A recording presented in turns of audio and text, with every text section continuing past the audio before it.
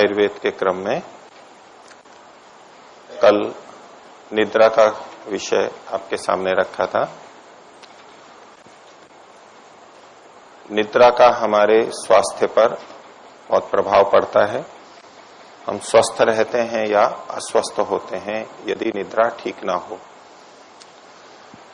तो कल प्रसंग चल रहा था दिन में कौन कौन शयन कर सकते हैं, उससे संबंधित एक श्लोक आपके सामने रखा था।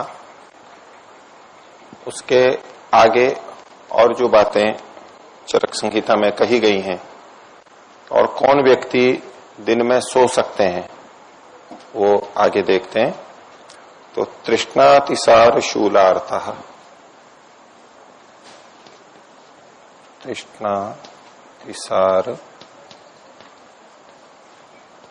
शूलार्थः।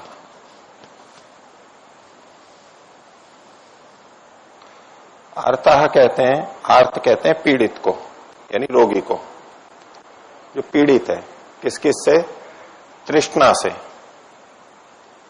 तृष्णा का मतलब है प्यास, जिसको बहुत प्यास लग रही है। कभी कभी ऐसी स्थितियां बनती हैं, प्यास ही प्यास लगती है, प्यास ही प्यास लगती है, पानी की बहुत इच्छा करती है। तो ऐसा अगर किसी को हुआ हो, तृष्णा भी एक रोग है, पानी की प्यास, तरल की प्यास वो बहुत ज्यादा होती है कभी कभी, इससे जो पीड़ित हैं वो दिन में सो सकते हैं। दूसरा है अतिसार।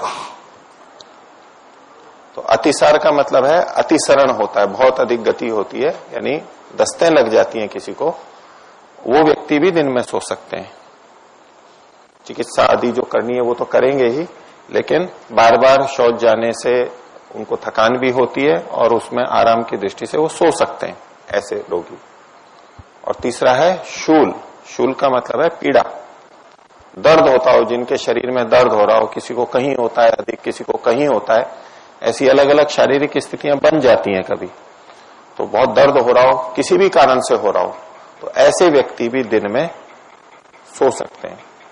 ये शूल का बढ़ना यानी पीड़ा का बढ़ना, ये बात का प्रकोप माना जाता है, तो सोने से उसका शमन होता है। तो तृष्णातिसार शूलार्था श्वासिनो हिक्किनः कृशा।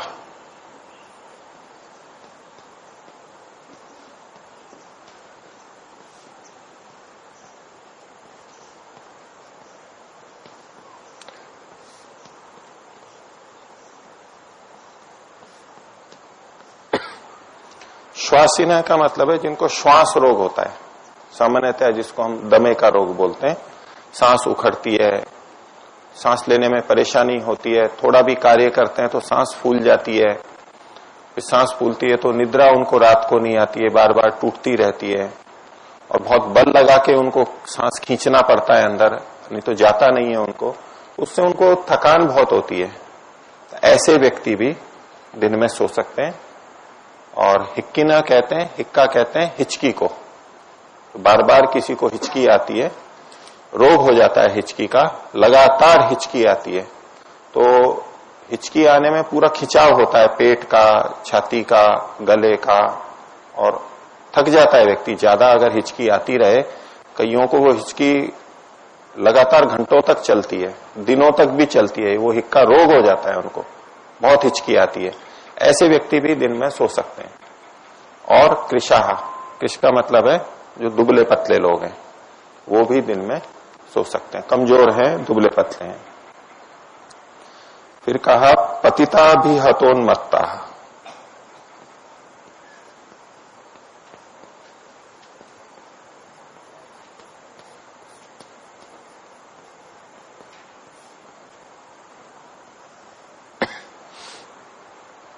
पतित का मतलब है जो गिर गए हैं, ऊंचाई से गिर गए हैं, घोड़े से गिर गए हैं, छत से गिर गए हैं, दीवार से गिर गए हैं, वाहन पे चल रहे हैं तो गिर गए हैं, किसी भी तरह से गिर गए हो, जिनको गिरने से चोट लगी हो, ऐसे व्यक्तियों को भी दिन में सो लेना चाहिए, सो सकते हैं वो।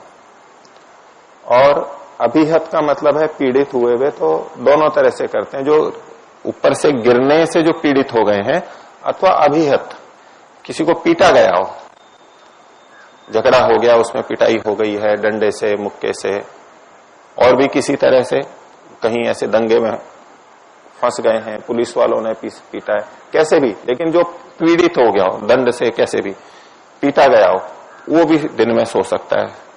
और फिर है उन्मत्त।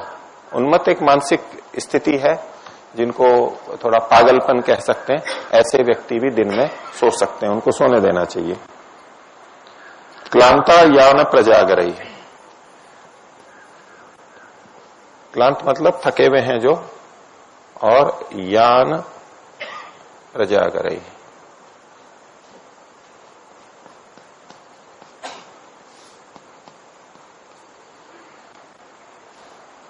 यान का मतलब होता है वाहन। तो जो वाहन में चलते हैं, कल भी मैंने वाहन को ले लिया था, उसमें अध्वकर्षिता था, अध्व यानी मार्ग, तो वहां हम अर्थ केवल ये ले लेंगे जो पैदल चलते हैं, अधिक चलते हैं वो। और यहाँ यान का मतलब है जो वाहन पे अधिक चलते हैं, घोड़े पे, रथ पे और गाड़ियों में। अब किसी की नौकरी ऐसी है कि वो बस में ही चलता रहता है, रेल में ही चलता रहता है, ऐसे जो व्यक्ति हैं, आना जाना ज्यादा है जिनका, ऐसे व्यक्ति भी दिन में सो सकते हैं, क्योंकि उनको थकान होती है, उससे कंपन होता है सारा। और प्रजागर का मतलब है रात्रि में जगना। जिनको रात्रि में नींद नहीं आई है किसी विशेष कारण से, या कोई कार्य है, वो सोते नहीं है रात को, नौकरी उनकी रात की है, तो उनको भी दिन में सोने के लिए स्वीकार किया गया है, दिन में सो सकते हैं। लेकिन उसके लिए आयुर्वेद में एक विधान किया, सामान्य रूप से यदि कभी रात को नींद ना आए या हम ना सो पाए, तो दुर्घटना हो गई, जगना पड़ा, तो दिन में कितना सोना चाहिए, उसके लिए ये निर्देश मिलता है कि जितने घंटे रात्रि में जगे हैं उसके आधे काल दिन में सोना चाहिए। जिनको दिन में सोने का विधान है उनको तो छोड़ दीजिए, जिनको दिन में सोने का विधान नहीं है लेकिन रात्रि में जगना पड़ा है, तो दिन में कितना सोना चाहिए, तो उनका है आधा सोना चाहिए। 2 घंटे जगे हैं तो 1 घंटे, 4 घंटे जगे हैं तो 2 घंटे सोना चाहिए। तो रात्रि में जो जगे हैं वो दिन में सो सकते हैं, उनके लिए विधान है। क्योंकि रात्रि में सोना वायु का प्रकोपक है, तो दिन में सोएंगे, वैसे भी नींद पूरी करनी है, और ये कफ वात का शमन करेगा उनका। फिर और आगे कहा, क्रोध शोक भय क्लांता।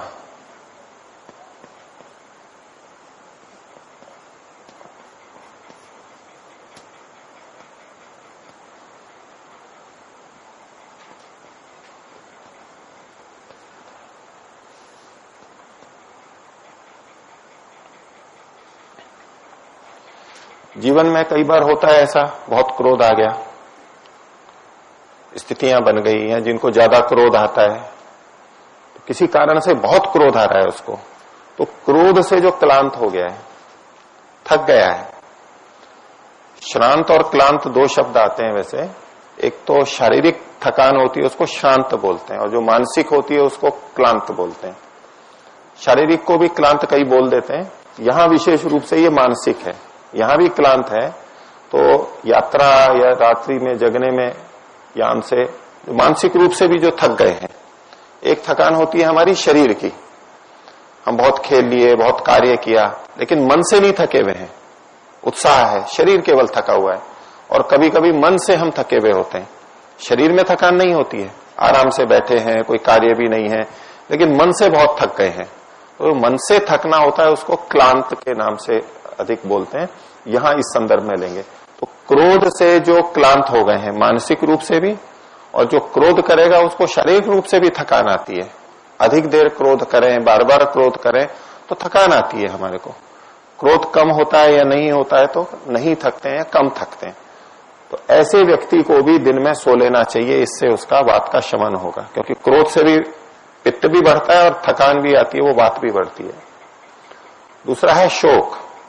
मानसिक रूप से जिनको शोक हो गया है, कोई भी दुर्घटना आदि के कारण से मृत्यु हो गई, हानि हो गई, असफलता हुई, अपयश हो गया, किसी भी कारण से किसी ने अपमान कर दिया, मन में जब शोक हो जाता है, दुख हो जाता है, ऐसी स्थिति में भी अपने को ठीक करने के लिए उस समय दिन में भी सो सकते हैं। ऐसे व्यक्तियों के लिए स्वीकृति है शोक। और तीसरा कहा भय, जो अधिक भयभीत है, कोई कई घंटों तक भयभीत रहे, कोई ऐसी परिस्थिति बन गई, बाढ़ आ गई और उसमें फंस गए, कोई जंतु आ गया और उसमें फंस गए, कोई लोगों ने उसको अपहरण कर लिया, अब वो भयभीत है, भय का कोई भी कारण हो, किसी ने गलत सूचना दे दी, भूकंप आने वाला है, पुलिस पकड़ के ले जाएगी, इत्यादि कोई भी कारण हो जिससे उसके मन में भय उत्पन्न हो गया हो और वो लंबे समय तक रहा हो, घंटा, 2 घंटा, 5 घंटा, या बार बार वो भयभीत स्थिति में है, उनको भी दिन में सो लेना चाहिए। दिन में सोना उनके लिए हितकारी है। इन सबसे वात का प्रकोप होता है। फिर आगे कहा दिवा स्वप्नो चिताश्चर्य।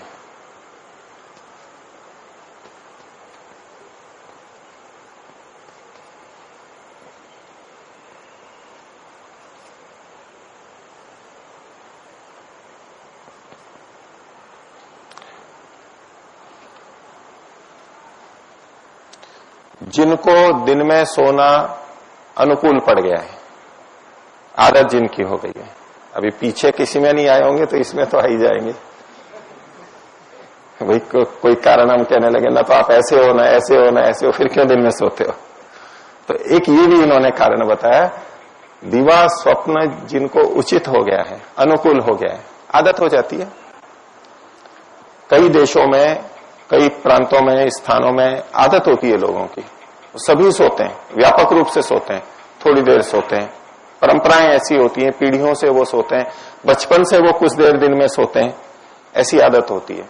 तो ये भी लिखा है कि जिनको दिन में सोने की आदत हो गई है और अभ्यास बन गया है उनके, तो वो व्यक्ति यदि दिन में नहीं सोता है तो उनके दोषों का प्रकोप होता है।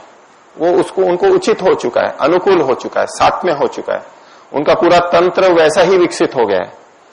तो इसीलिए बहुत से लोग परेशान होते हैं, उनको कहते हैं दिन में मत सो, वो प्रतिदिन सोते हैं, वर्षों से आदत है, बचपन से आदत है।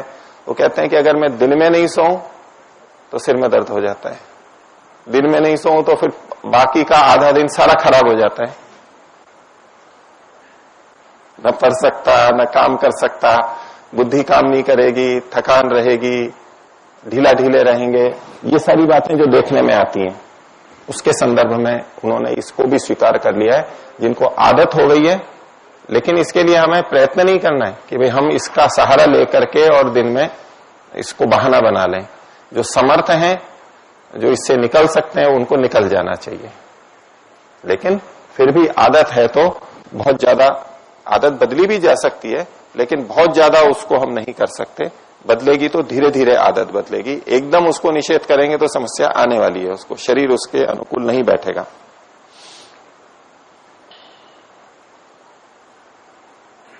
तो फिर अंत में लिखा सर्व एते दिवा स्वप्नम सेवेरन सार्वकालिकम।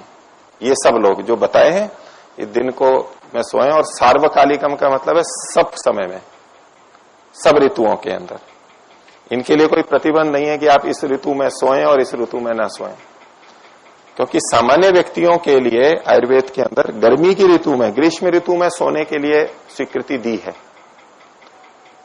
ऋतुओं की दृष्टि से केवल ग्रीष्म ऋतु ऐसी है जिसमें प्रत्येक व्यक्ति को दिन में सोने के लिए उन्होंने कहा है दिन में थोड़ा सो लेना चाहिए। उसका कारण बताया, एक तो गर्मी है और वायु का प्रकोप होता है, उस समय वायु का संचय होता है, प्रकोप नहीं, संचय होता है, और दिन बड़े होते हैं, रात्रि छोटी होती है, गर्मी आदि के कारण रात्रि में नींद नहीं आती है, उछट जाती है, प्यास लगती है, बहुत सारे कारण हो सकते हैं ग्रीष्म ऋतु में। तो इसलिए ग्रीष्म ऋतु में तो सबको सोने के लिए उन्होंने स्वीकार किया है, लेकिन इन व्यक्तियों को सब ऋतुओं के अंदर भी सोने के लिए स्वीकृति है। वर्षा ऋतु में भी, सर्दियों में भी, वसंत में भी, सब में जब जब ऐसी स्थितियां बनती हैं वो दिन के अंदर सो सकते हैं। तो वैसे तो आप लोगों को बहुत कुछ मिला होगा और विपरीत भी जाएंगे आप लोग। अब किनको नहीं सोना चाहिए वो देखते हैं। इसको पूरा करूं क्या? अच्छा,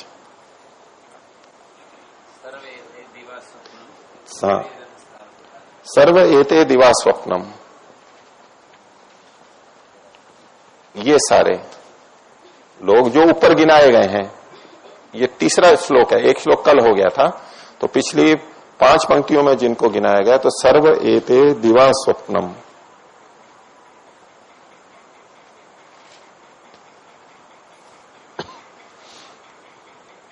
सेवेरन,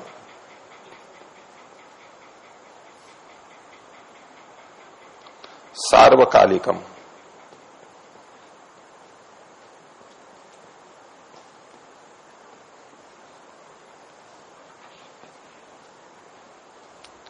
ये सब दिवा स्वप्न, दिवा मतलब दिन में, स्वप्न मतलब निद्रा है यहां पर, मतलब सब कालों में, सब ऋतुओं के अंदर इसका सेवन कर सकते हैं।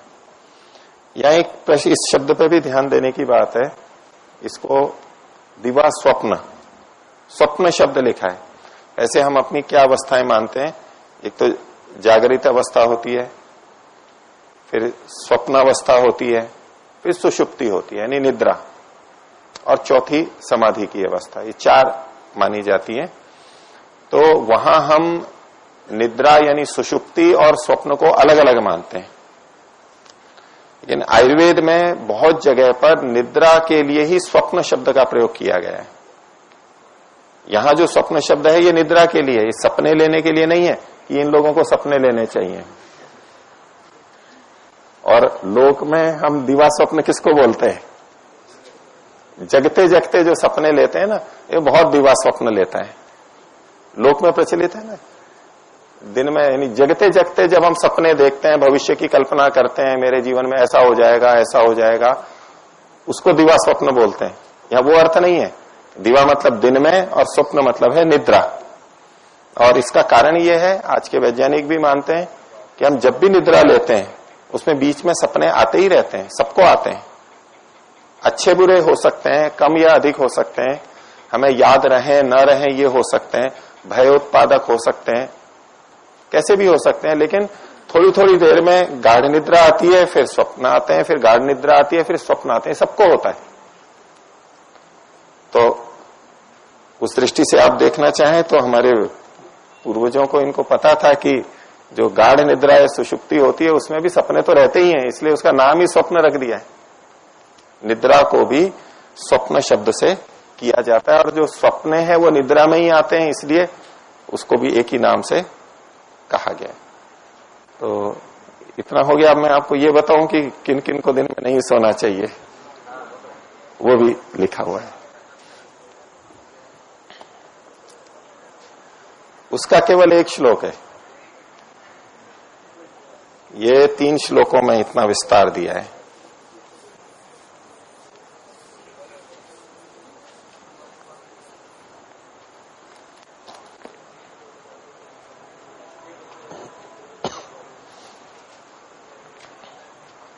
तो उसमें कहा उन्होंने मेदस्विनः, जो मोटे लोग हैं।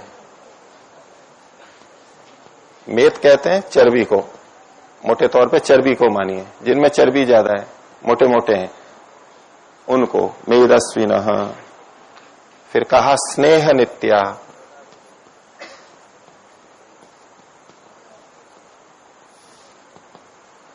स्नेह नित्य का मतलब स्नेह कहते हैं चिकनाई को, फैट को। तो भोजन में जो घी तेल आदि ये लेते हैं, प्रतिदिन खाने को मिलता है, मक्खन मिलता है, घी मिलता है, रोटी चुपड़ी भी मिलती है, ऊपर से घी मिल जाता है, या पूड़ियां खा रहे हैं, जो जिनको स्वभावतः स्निग्ध चीजें खाने को मिलती हैं। भोजन स्निग्ध होना चाहिए एक सीमा तक, तो जिनको प्रतिदिन स्नेह की चीजें मिलती हैं उनको दिन में नहीं सोना चाहिए, उनके लिए ठीक नहीं है। लेकिन जिनका भोजन रूक्ष है, रूखा है, जिनको चिकनाई नहीं मिलती है, उनको दिन में सोने के लिए। ये सारे कट गए, है तो एक ही श्लोक। यानी जिनको दूध मिलता है, जिनको दही मिलता है, जिनको घी मिलता है, जिनको बादाम मिलते हैं, सूखे मेवे खाते हैं, उनको स्निग्ध चीजें मिल जाती है। हाँ, कभी कभी जिनको चिकनाई मिलती है उनको नहीं कहा, स्नेह नित्या, जिनको जो प्रतिदिन जिनको ये स्निग्ध तो मेदस्विनः स्नेह नित्या। फिर कहा श्लेष्मलाः,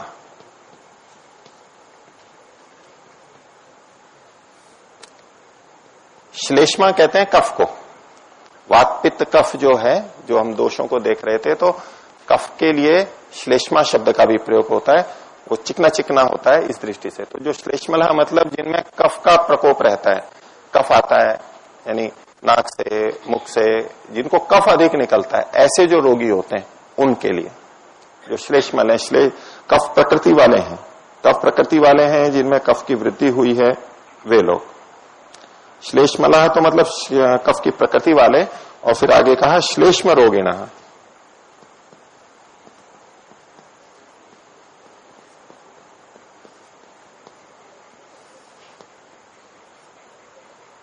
कफ के कारण से जिनको रोग हुआ है, कफ से संबंधित जितने रोग हैं, तो उसमें दिन में सोना हमें रोकना चाहिए, कम करना चाहिए, बंद करना चाहिए। उनके लिए हानि कर जाता है वो, क्योंकि दिन में सोना कफ की वृद्धि करता है और कफ उनके पहले से ही बढ़ा हुआ है, तो दिन में सोएंगे तो उनको कफ की वृद्धि और अधिक हो जाएगी। फिर कहा इन्होंने दूषी विषार्ताश्च,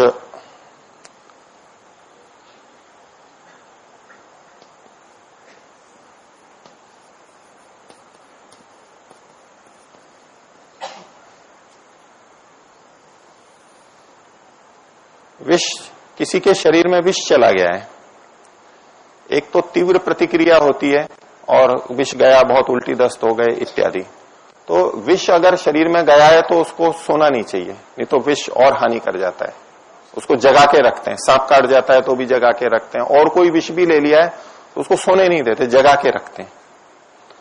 और दूषी विष वो कहलाता है जो कभी थोड़ा थोड़ा विष जाता रहा, अंदर पहुंच गया है, धातुओं में पहुंच गया, वो अपनी हानि कर रहा है। जहर अंदर पहुंच गया है, हम प्रभावित हो गए हैं, अब इलाज भी कर रहे हैं, ऐसे व्यक्तियों को दिन में नहीं सोना चाहिए, उससे विष और बढ़ जाता है, विष का दुष्प्रभाव आता है। तो दूषी विषार्ताश्च दिवा न शरीरन कदाचन, दिवा न शरीरन कदाचन,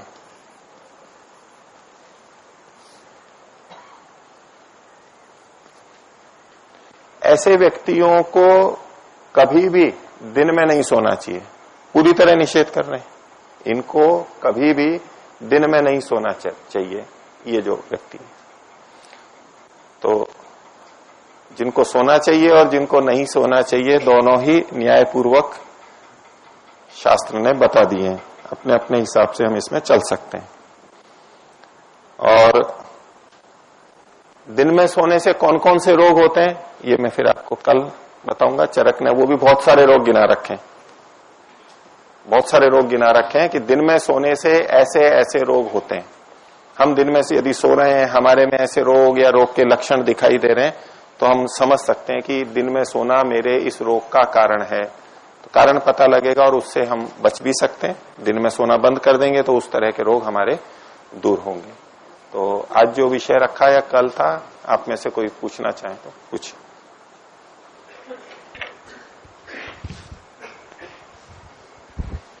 ओम आचार्य जी। आचार्य जी, अभी गीता की कक्षा में बात चल रही थी सत्व रजस तमस की, और तमस के कारण से नींद भी आती है। तो जैसे हम दिन में सो भी आते हैं ना, सोने के बाद एकदम रिफ्रेशमेंट से महसूस करते हैं, फिर उसके बाद जो है मतलब रात के 9:30-10 बजे तक आराम से हम पढ़ते भी, वो याद भी रहता है। तो तमस के कारण जो नींद आई है उसके बाद क्या सत्वगुण बढ़ जाता है अपने आप ही? नहीं, उससे आपका रजोगुण क्षीण होता है। दिन में सोए, किसी को थकान है बहुत, वायु बढ़ा हुआ है, यानी चंचलता बढ़ी है, वायु मतलब वो रजोगुण की तरह से हम देख सकते हैं, थकान हुई हुई है, पीड़ा हो रही है, तो तमोगुण का सेवन करने से रजोगुण को कम किया जाता है और इससे हम सात्विकता की तरफ जा सकते हैं। मन बहुत चंचल है, रजोगुण की प्रवृत्ति बहुत ज्यादा है। अब सीधे कोई कहे ध्यान में बैठ जाओ, सात्विक स्थिति बना लो, तो नहीं बन पाती है बहुतों की। तो क्या करना पड़ता है, चंचलता से पहले, चंचलता का इलाज पहले तमोगुण से करते हैं, उसकी चंचलता को कम करते हैं। यदि चंचलता को सीधे कम करें और सत्वगुण में नहीं जा पा रहे हो, तो ये उपाय है। तमोगुण का सेवन करते हैं, बैठ जाते हैं, विश्राम कर लेते हैं, नींद ले लेते हैं, तो इससे रजोगुण कम हो जाता है। चूंकि पहले रजोगुण अधिक था, इसलिए हम सात्विक स्थिति में नहीं जा पा रहे थे, और रजोगुण का इलाज हमने तमोगुण से किया, वो शांत हुआ। तो अब सात्विक स्थिति में जाते हैं, जो आप कहते हैं ना, ज्यादा जागरूक हो जाते हैं, फ्रेश हो जाते हैं, अच्छी तरह पढ़ लेते हैं। तो तो ये रजोगुण को कम करने से ऐसा हुआ है। तमोगुण के द्वारा रजोगुण का इलाज किया और उससे हम सात्विक स्थिति में जाए, तो उस तरह सहायता करता है। और कुछ अच्छा दीजिए, उनको दीजिए, फिर दीजिए। आचार्य जी, जैसे कोई मेदयुक्त है या भारी चिकना सामान खा, हाँ नहीं दूर रखिए थोड़ा, हाँ भययुक्त है और वो चिकने चीजें, तेल वाली चीजें खाता है अच्छे, तो अगर वो भययुक्त हो जाए और क्या कहते हैं किसी लंबी यात्रा किया हो या कहीं बाहरी काम किया हो, बोझा ढोया, तो वो दिन में सो सकता है कि? सो सकता है। इन्होंने दो विरुद्ध धर्म दिखाए कि एक तरफ तो जो चिकनी चीजें खाता है उसको मना किया गया है सोने के लिए, और दूसरी तरफ वो मार्ग चला है या भयभीत हुआ है, क्रोध से युक्त हुआ है, तो उसको क्या करना चाहिए। तो इसके लक्षण अगर हमें ऐसे मिल रहे हैं कि वात का प्रकोप हो रहा है, थकान हो रही है, और तो सो लेना चाहिए उसको। ठीक है, एक मिनट।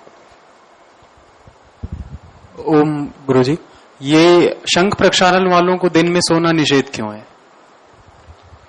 जी, क्योंकि आप कह रहे हैं कि इनकी पृष्ठभूमि में बोल रहा हूं कि उसमें भी तो खूब दस्त होते हैं, अतिसार होता है और थक भी जाता है व्यक्ति। इसके लिए सामान्यतः ऐसा निषेध क्यों है मैं नहीं कह सकता, करते हैं नहीं करते क्यों करते हैं, लेकिन अगर बहुत अतिसार हो गया है और थकान लग रही है, और शंख प्रक्षालन के आसन भी करते हैं कई, उसमें भी जिनकी आदत नहीं है इतने व्यायाम की, वो थक जाते हैं बिल्कुल, तो उसके बाद में खिचड़ी खिलाते हैं चिकनी, तो खिचड़ी खिला के, अब चूंकि स्निग्ध लिया है अंदर, या तो उसलिए मना करते हो, नहीं तो अगर बहुत थकान है तो थोड़ा विश्राम आदि कर लें, तो मेरी दृष्टि से तो कोई आपत्ति नहीं, किया जा सकता। या तो कोई कारण होगा वो जानकारी में आए तो फिर विशेष कोई कारण हो तो, नहीं तो सो सकते हैं। ठीक, प्रणव।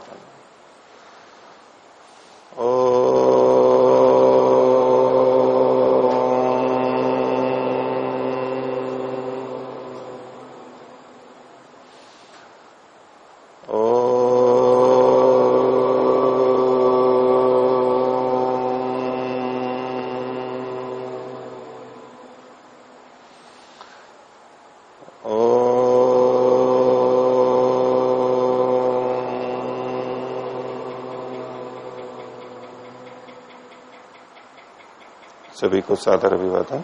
ओम शांति। न्याय दर्शन वाले जिनकी संचिकाएं जिन्होंने नहीं लिए वो अभी यहां आके मेरे से ले लेंगे। ओम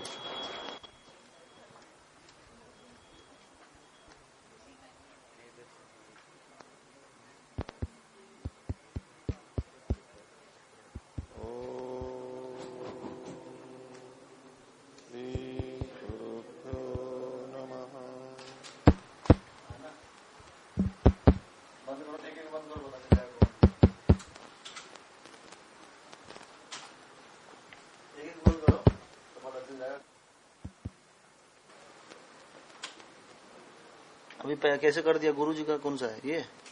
गुरु जी को आचार्य जी का ये एक नंबर। हाँ सर, ये दूसरा आचार्य जी का ये है ना, तो एक जॉनसन टेबलेट को मार दो ना, मार के लिख दो, कट तो